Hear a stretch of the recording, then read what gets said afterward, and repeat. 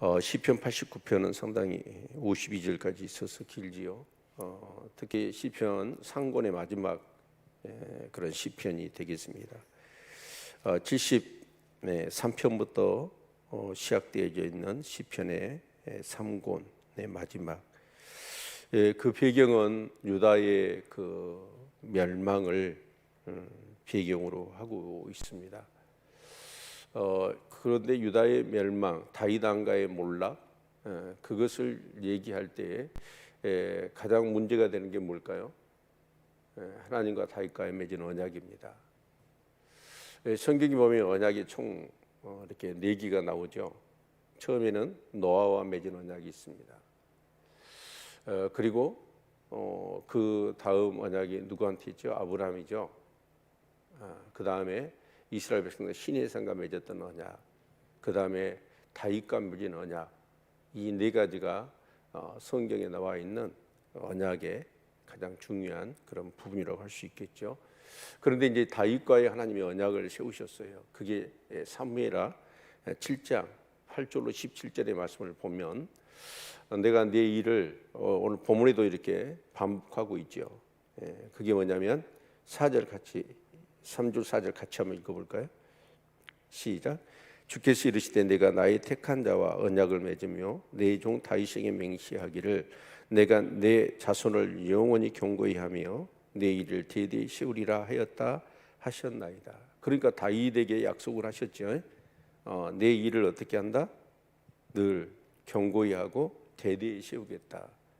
그런데 그 시드기야 왕이 마지막으로 해서 결국은 바벨론에 넘어가는 내 사랑에 유다가 멸망을 당하고 결국 시드기야는 눈이 뽑혀서 이제 이 바벨론 땅으로 끌려가고 유다가 망해버립니다.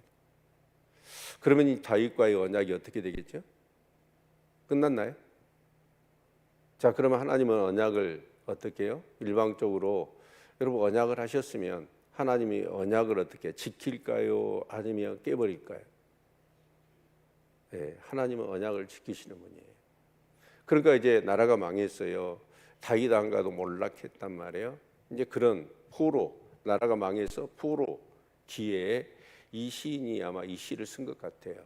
그러면서 나라가 망하고 정말 다윗 왕가도 몰락했잖아요. 그런 상황에서 하나님의 언약을 붙들고 하나님 앞에 기도하는 내용입니다. 그러니까 이 시편에 있어서의 어떻게 보면 가장 큰 전환점이 있다면 내일 말씀입니다. 내일 말씀 한번 볼까요? 30절부터 37절 말씀이 되겠습니다. 30절, 37절 한번 쭉 읽어보죠. 같이 읽습니다. 시작. 만일 그 자손이 내 법을 버리며 내 규례대로 행치 아니하며 내 율례를 파하며 내 계명을 지키지 아니하면 내가 지팡이로 저희 번가를 다스리며 채찍으로 저희 죄악을 징책하리로다. 그러나 나의 인자함을 그에게서 다 거두지 아니하며 나의 성실함도 피하지 아니하며 내 언약을 파하지 아니하며 내 입술에서 낸 것도 변치 아니하리로다. 내가 나의 거룩함으로 한번 맹세하였은즉 다윗에게 거짓을 아니할 것이라. 그 손이 장가고 그 이는 해같이 내 앞에 항상 있으며 또 궁창이 확실한 증인 달같이 영원히 경고케 되리라 하셨도다. 그러니까 지금 내 법을 버리고 내 규례대로 행치 않고 내 율례를 파하며 내 계명을 지키지 아니하니까 하나님이 지팡이로 그들의 번가를 다스리고 채찍으로 저희 죄를 징책한다고 그랬어요. 그래서 결국 나라가 망한 겁니다. 자, 나라가 망했어요. 그러면 다윗과 하나님 맺었던 언약이 다 깨진 것 같아요. 그런데 하나님 뭐라고 그러시죠? 인자함을 그에게서 다 거두지 아니하며 나의 성실함도 피하지 아니하며 내 언약을 파하지 아니하며 내 입술에서 낸 것도 변치 아니하리로다. 그러니까 하나님은 그런 상황 가운데도 뭘 기억하고 계셔요? 언약을 기억하고 계시다는 말입니다.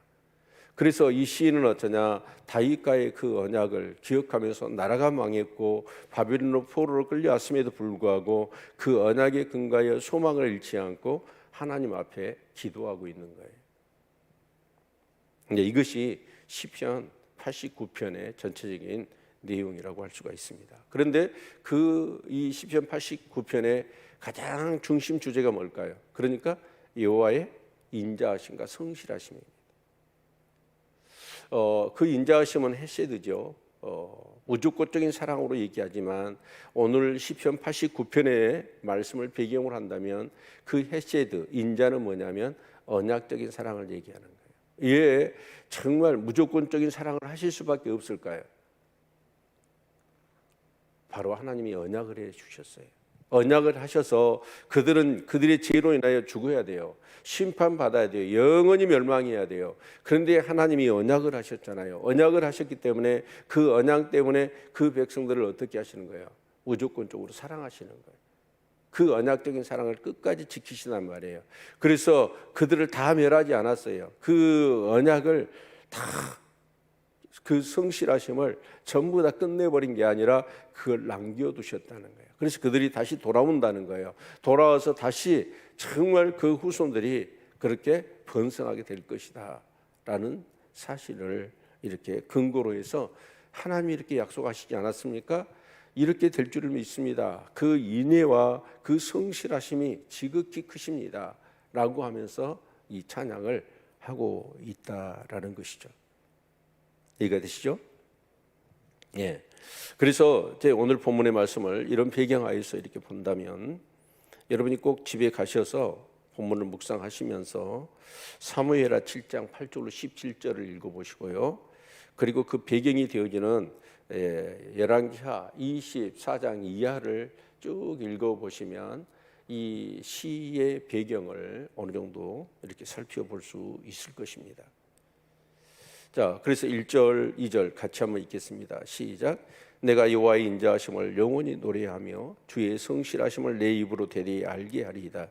내가 말하기를 인자하심을 영원히 세우시며 주의 성실하심을 하늘에서 경고히 하시리라 하였나이다. 뭘 얘기하고 있어요? 주의 여호와의 인자하심과 주의 성실을 노래하고 있는 거예요. 그것도 1절에서 2절에서 반복해서 그렇게 노래하고 있는 거예요. 결국은 이 시편 전체에 흐르는 게 뭐냐면 여호와의 인자하심과 주의 성실입니다. 하나님이 그 언약적인 사랑을 절대로 거두지 않으실 것이다. 그리고 그 언약적인 사랑을 행하시는 데 있어서 성실하시다, 충성스럽다라는 얘기입니다. 여러분, 하나님이 왜 우리와 언약을 하실까요? 언약은 뭐예요? 우리 서로 이렇게 약속할 때 뭘 걸죠? 손가락 걸잖아요. 거는 거거든요. 하나님은 어느 것에 붙잡히거나 여러분 매일 수 있는 분이 아닙니다. 그런데 하나님이 뭐 하십니까? 우리 인간을 하나님의 형상으로 언약의 파트너로 세우시죠. 기계적인 로봇같이 만든 게 아니라 충분히 자유의지를 주어서 그 마음속에서 우러나오므로 하나님을 찬송하고 하나님과 인격적인 그런 파트너로 함께 더불어 이 세상을 정말 하나님의 대리통찰로 다스리며 그 영광을 하나님께 돌릴 수 있는 그런 언약의 파트너로 인간을 세우신 거예요. 자, 그러면 정말 하나님께서는 우리 인간하고 어떻게 해요? 정말 손가락을 거십니다. 우리 인간이야 내 임의대로 그 언약을 깨버리고 내 마음대로 살아도 되지만 하나님의 속성은 어떻습니까? 그 언약을 깰 수가 있어요, 없어요? 깰 수가 없어요. 하나님은 반드시 언약을 하시면 그 언약을 여러분 지키셔야 하거든요. 그러니까 하나님이 매이시는 분이에요. 매임에도 불구하고 왜 매이기를 원하셨을까요? 우리를 사랑하기 때문에. 그것이 바로 언약에 담겨져 있는 하나님의 그런 놀라운 그 인자하심과 성실하심이다라는 것입니다. 3절 보면 주께서 이르시되 내가 나의 택한 자와 언약을 맺으며 내 종 다윗에게 맹시하기를 내가 내 자손을 영원히 경고히 하며 내 일을 대대히 세우시리라 하였다 하셨나이다. 그러니까 그 언약적인 사랑과 그 언약에 성실하신 그 하나님을 얘기할 때 뭘 근거로 하냐면 다윗과의 언약을 근거로 해서 이 언약의 하나님은 그 언약적인 사랑을 쏟으시는 분이시고 그 언약에 충성하고 성실하신 분이시지 않습니까? 라고 지금 운을 떼고 있는 것입니다. 그리고 5절 이후를 보면 5절부터 여호와의 주의 기사를 하늘이 찬양할 것이요. 이제 5절부터 14절까지 보신다면 13절까지 이 13절까지는 하나님이 창조주 하나님이시고 창조한 것들 가운데 하나님이 그 인자와 그 성실하심으로 어떻게 이 창조한 것들을 주관해 오셨는가 그걸 노래합니다. 그리고 14절부터 18절까지는 주의 백성들과 맺은 언약을 어떻게 그렇게 이 언약적인 사랑을 쏟으시며 그 언약에 성실하셨는가라는 사실들을 노래하고 있는 것입니다. 그래서 5절 보면 여호와여 주의 기사를 하늘이 찬양할 것이요 주의 성실도 거룩한 자의 중에서 찬양하리이다. 대적 궁창에서 능히 여호와 비교할 자 누구며 권능 있는 자 중에 여호와 같은 자 누구리이까. 하나님은 거룩한 자의 해중에 심히 어미하시오며 둘러있는 모든 자의 더욱 두려워할 자신이이다. 여호와 만군의 하나님이여 주와 같이 능한 자 누구이까.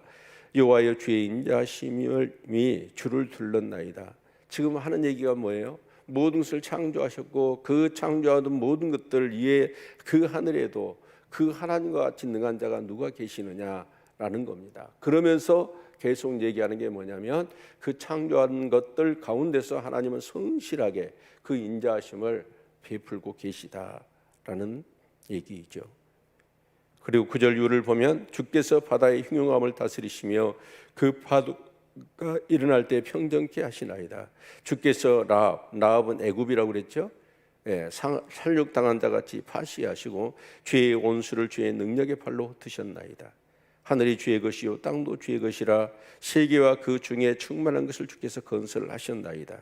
남북을 주께서 창조하셨으니 다볼과 헤르몬이 주의 이름을 인하여 즐거워하나이다. 주의 팔에 능력이 있사오며 주의 손은 강하고 주의 오른손은 높으시니이다. 여러분, 우리는 정말 구원받은 하나님의 백성입니다. 정말 영적으로 거듭난 자들입니다. 그래서 우리는 특별 계시 이 성경을 통해서 뿐만 아니라 여러분 이 세상의 일만 은총 속에서도 하나님이 역시 창조주의 하나님이실 뿐만 아니라 창조한 모든 것들을 다스리고 주관하시고 계시다라는 그 만드신 만물 위에 그의 신성과 그의 능력이 어떻게 배어 있고 작동하는가 볼 수 있어야 합니다. 해가 뜨고 여러분 정말 이 하루가 아침이 오고 저녁이 가며 여러분 사시사철이 움직이는 이런 가정 속에서 비가 오고 바람 불고 이런 모든 자연에 여러분 파도가 치고 그런 일들이 일어나지만 그런 것들을 누가 주관하고 계십니까? 하나님이 그 인자하심과 그 성실하심을 통하여 이 세상의 이 모든 우주의 것들을 주관하고 계시다. 그래서 우리는 그 하나님의 손길, 그 하나님의 통치의 손길을 이 자연 속에서도 우리가 볼 수 있어야 하겠죠. 시인은 그렇게 노래합니다. 창조하신 하나님이 그 창조하신 것들 가운데 여전히 그 주의 인자하심과 성실하심으로 모든 것들을 주관하고 계심을 그렇게 찬양하고 있는 거예요. 여러분, 아침에 내가 눈을 뜨고 이렇게 새벽에 나와서 기도하고 아침을 먹고 또 일상을 살아가는 정말 모든 것들이 하나님의 은혜인 줄로 여러분 정말 믿으시기를 바랍니다. 내게 나를 위해서 해를 뜨게 하시고 또 하루 일과를 마치고 또 내게 쉼을 주시기 위해서 밤을 주시고 이런 게 정말 하나님의 그 신실하심 아닙니까? 하나님의 그 능력 아니십니까? 그러한 사랑 아니십니까? 그러한 모든 것들 속에 내가 살아간다는 건 이건 얼마나 놀라운 축복인지 몰라요. 정말 성령으로 거듭나서 정말 은혜가 새롭게 임했을 때 여러분 아침에 뜨는 해를 보면서 야, 하나님이 나를 위해서 저 해를 띄우시구나. 여러분 그렇게 여겨지지 않던가요? 밤하늘에 빛나는 별을 보면서 하나님이 나를 위해서 저 별을 띄우시고 저렇게 반짝반짝 빛나게 하시구나. 여러분 이렇게 우리는 노래할 수 있게 되어진 것이죠. 그리고 이제 14절부터 18절의 말씀을 보면 이 내용은 뭐냐면 이제 창조한 것들 말고 그 하나님의 백성들 가운데 하나님이 그 언약적인 사랑과 그 언약적인 사랑에 대해서 얼마만큼 성실하신가라는 사실들을 찬양하고 있습니다. 그 14절 의와 공의가 주의 보좌의 기초라 인자함과 진실함이 주를 앞서 행하나이다. 즐거운 소리를 아는 백성은 유복한 자라 여호와여 저희가 주의 얼굴빛에 다니며 종일 주의 이름으로 기뻐하며 주의 의로 인하여 높아지오니 주는 저희 힘의 영광이심이라. 우리 뿔이 주의 은총으로 높아지오리니 우리 방패는 여호와께 속하였고 우리 양은 이스라엘의 거룩한 자에게 속하였음이니이다. 여기서 노래하는 게 뭐죠? 의와 공의, 그것을 주의 보좌의 기초라. 하나님이 이 세상의 인류, 인간, 하나님의 백성들을 다스림에 있어서 어떻게 다스린가요? 의와 공의로 다스리십니다. 바로 사랑과 공의죠. 그런데 이 사랑과 공의가 어째요? 한순간이라도 어그러지든가요? 서로 여러분, 우리가 지금 막 이 공정과 정의를 위해서 이 정권이 세워졌잖아요. 그런데 여러분, 어느 정권이라도 어느 나라더라도 여러분 그 정의를, 공의를 외치고 그렇게 근거해서 나라를 세우겠다고 하지만 그 정의와 공의가 어떻든가요? 다 일그러져 버리잖아요. 그런데 하나님의 정의와 공의는 절대로 서로 상충하거나 서로 여러분 그렇게 해서 슬그머니 구렁이 담 넘어가듯이 여러분 정말 변개하거나 변질되거나 그러지 않습니다. 바로 그 인자하심과 그 성실하심의 근거로 또 이 땅의 백성들을 다스리시는 거예요. 여러분 거기에 여러분 우리도 그렇게 생각해야 돼요. 오직 하셨으면 공의의 하나님이 또한 그 사랑의 하나님이 우리를 구원하시기 위하여 언약을 맺으셨고 그 다윗 가운데 언약을 맺으신 게 누구예요? 핵심이 누구예요? 예수 그리스도잖아요. 예수 그리스도를 보내신다는 거예요. 만왕의 왕 되신 예수 그리스도를 보내셔서 그 공의와 정의대로 정말 우리를 어떻게 하시겠다는 거예요. 공의로 하면 우리는 죽어야 돼요. 의인 없나니 하나도 없고 모든 사람이 죄를 범하였음에 하나님의 영광에 이르지 못합니다. 그래서 그 공의로 한다면 저와 여러분은요, 이 세상에 그 누구라도 그 공의의 하나님의 잣대, 그 심판 앞에 온전히 설 수가 없는 것이죠. 그런데 그 공의를 집행하신다면 하나님의 언약이 깨져버리잖아요. 그 언약이 깨지기 때문에 하나님은 어떻게 하십니까? 예수를 보내신 것이고 예수가 죽으시며 그 사랑을 쏟으시면서 그 공의를 지켜내신 거예요. 바로 지금까지 이스라엘의 역사 가운데 얼마나 하나님께서 그 말씀을 어기고 정말 그 율법을 깨버리고 그 영원한 언약을 깨뜨려 버렸잖아요. 그러면서 바알과 아세라를 섬기고 우상을 숭배했잖아요. 그때마다 하나님은 얼마나 많은 선자를 보냈습니까? 돌아오라 정말 나를 경외해라, 그 헛된 우상을 버려라 라고 그렇게 권면을 했잖아요. 그럼에도 불구하고 그들은 어떻게 했습니까? 여러분 정말 수없이 그 하나님의 언약을 깨뜨리고 그 선지자를 죽이며 자신들이 원하는 욕심대로 살지 않았습니까? 그럼에도 불구하고 하나님의 공의와 정의는 어쨌든가요? 여러분 어느 것 하나 변절되지 않아 있고 이렇게 실수가 없으십니다. 그래서 그 역사가 지금까지 진행되었고 여러분 정말 가장 분명한 증거가 뭐예요? 예수 그리스도 아닙니까? 하나님은 그 인자하심과 성실하심이 영원하고 무궁하십니다. 여러분 때로는 내가 힘들고 어려워요. 어제 그 시편 기자처럼 정말 소시적부터 정말 매일 죽음을 직면하는, 그러면서 너무나 그 질병의 고통이 자기의 영혼까지 짓누르며 정말 자기 가족들, 친구들, 모든 사람들이 자를 가증 여기다 구토가 나올 것처럼 여기면서 자기를 떠나버리잖아요. 마치 에스골의 그 사망의 음침한 골짜기로 버려진 것 같은, 자기 침상조차도 마치 자기가 누워야 될 그 간처럼 여겨지는 그런 죽음과 방불한 상황 가운데 있잖아요. 여러분 그럼에도 불구하고 그 정말 시인이 놀라운 것은 하나님께 기도하는 거예요. 사랑하는 성도 여러분, 그 하나님의 그 인자하심과 성실하심, 어떤 상황이 되더라도 그 하나님의 말씀을 붙잡고 하나님께 기도하며 승리하는 저와 여러분의 삶이 될 수 있기를 바랍니다. 그러니까 우리의 힘은 뭐냐면, 하나님께 기도하는 힘은 뭘까요? 하나님의 약속을 붙잡고 기도하는 거예요.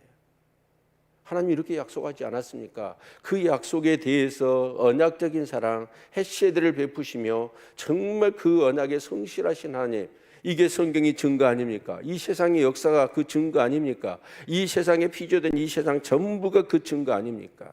하나님, 그 언약에 신실하신 하나님, 그 말씀을 근거로 하나님께 우리는 기도할 힘이 있는 거고, 정말 하나님 앞에 그렇게 간구하며 기도할 수 있는 것이죠. 그래서 하나님은 어떻게 하냐면 다른 건 몰라도 하나님 자신의 약속을 갖다 들이대고 하나님께 요구하면 하나님 꼼짝 못 하셔요. 왜요? 하나님은 언약적인 사랑, 그 언약을 죽음을 다해서 진짜 죽음으로서까지 지키시는 분이기 때문에 이런 하나님을 믿고 살아간다는 게 얼마나 감사한 일입니까? 참 이 세상은요 너무 불의해요. 불법이 가득해요. 어제 어떤 영상을 하나 봤는데 지금 법무부 장관의 그 사위 되신 분 진영구 이렇게 검사장이죠. 근데 그분이 전부 주가 조작을 하는 데 있어서 모든 것을 다 관여했더라고. 그러면 그 사이가 이제 법무부 장관이 돼가지고 제일 먼저 한 게 합수부를 만들더라고요. 그게 뭐냐면 그 주가 조작한 사람을 잡아들이는 본부를 만든 거예요. 참 기가 막히지 않나요? 세상이? 얼마나 불의하고 불법합니까? 그 법을 피해서요 자기 배 채우고요 자기 욕심 채우고 이런 세상입니다. 그런데 그렇게 법을 그렇게 공부를 시키고 많은 급여를 주면서 그 공직자들을 세우지만 어떻게 합니까? 그 공직자들이 어디로 법을 이용해 가지고 그 진짜 이 개미들이라고 그러죠. 정말 노후 자금 해가지고 그거 여러분 정말 어떻게 주식 투자해가지고 좀 더 이렇게 노후 좀 그렇게 살려고 자기 어떤 그런 빚내 가지고까지 투자를 했는데 그것까지 다 빨아먹어 버리잖아요. 그러면서 배불리고 그런데 그런 사람을 잡아들이질 않아요. 불을 보듯 뻔한 일 아닙니까? 그런데 법을 피해가면 근데 하나님한테는 이런 게 통할까요? 안 통할까요? 절대 통하지 않습니다. 이 세상은요 구투가 날 정도로요 정말 징글징글할 정도로요 불의하고 불법하고 있는 자들이 세상 같잖아요. 근데 그들이 여기에 이 땅에서는 그렇게 불의함으로 인하여 그들이 형통하고 그들이 그렇게 정말 득세를 하지만 하나님 앞에서 그게 통할까요? 절대 통하지 않습니다. 여러분 하나님도 그 인자하심이 그리고 그 성실하심이 그럴진데 그 언약을 맺은 저와 여러분이 다시 그 정말 하나님의 그 인자하심과 주의 그 성실하심을 맛본 사람이 하나님과 언약을 또 깨뜨릴 수 있겠습니까? 이건요 있을 수 없는 일이에요. 도저히 깨뜨릴 수 없습니다. 그 사랑을 맛본 사람들이. 그래서 정말 저와 여러분이 우리가 해야 될 일이 있다면 뭐냐면 하나님 말씀대로 사는 거예요. 그것이 안 되니까 우리가 기도하는 거 아닙니까? 하나님 말씀대로 살 수 있는 여러분 우리가 뭔가 필요해서 내가 정말 어려워서 고난과 역경 때문에 하나님 앞에 기도할 수 있어요. 그렇지만 우리 기도의 본질은 뭘까요? 뭘 구하는 것이 본질이 아닙니다. 하나님 말씀대로 살 수 있도록 내게 성령의 충만한 은혜를 베풀어 주십시오. 이것이 우리의 기도의 본질 아닙니까? 여러분 우리가 말씀대로만 산다면 하나님께서 정말 우리가 구하는 것 여러분 생각만 해도 주실 줄로 믿습니다. 무엇을 먹을까, 무엇을 입을까, 무엇을 마실까 이것을 염려하지 말라는 거예요. 이것은 다 이방인들이 구하는 거라요. 그런데 하나님은 어떠냐? 이것이 너희에게 있을 줄을 안다 라고 말씀하시죠. 결국 저와 여러분이 정말 일해서 열심히 돈 벌고 그래서 돈이 있어야 살잖아요. 근데 그것보다도 더 열심을 가져야 될 것이 있는데 그게 뭐냐면 말씀대로 사는 거예요. 말씀대로만 살아보십시오. 여러분 그렇다면 하나님이 뭘 아끼시겠습니까? 예요. 하나님은 인자하심과 성실하심이 여러분 무궁하신 분이시기 때문에 그렇습니다. 그 말씀대로 살면 그 말씀 속에 담겨져 있는 그 놀라운 축복 신명기 28장을 읽어보십시오. 여러분 얼마나 그 말씀대로 살면 이렇게 들어가도 나가도 복을 받고 성에서도 들에서도 복을 받고 너희의 강줄이야 떡반죽 그릇이 복을 받고 너희들이 소생과 소출과 소산이 복을 받을 거다. 그러나 너희들이 그 말씀대로 살지 않으면 이러한 진노와 재앙들이, 질병들이 너희 가운데 있을 것이다 라고 말씀하시지 않습니까? 그래서 우리 기도의 가장 중요한 기도는 뭐냐면, 뭐가 필요해서 구하는 기도보다는 하나님 말씀대로 살아갈 수 있도록 은혜를 구하는 거예요. 그것이 우리 기도의 본질인 것이죠. 하나님은 언약에 신실하신 분이십니다. 우리가 죽어야 될 그 언약의 파트너, 언약을 깬 우리가 죽어야 되잖아요. 그런데 하나님은 우리를 살려주시고 대신 죽으셔서 그 언약을 지키신 분이에요. 그런 사랑과 은혜가 있기에 우리는 하나님을 신뢰하는 거고, 그 하나님을 의지하고 살아가는 것이고, 여러분 그 말씀에 우리의 삶을 얹고 우리가 살아가는 것입니다. 놀라운 변함없는 하나님의 인자와 성실하심이 늘 내 삶 가운데 넘치고, 그래서 나 또한 그 언약에 신실하신 하나님을 닮아가 하나님과의 언약을 그렇게 지키는 저와 여러분의 삶이 될 수 있기를 바랍니다. 기도하겠습니다.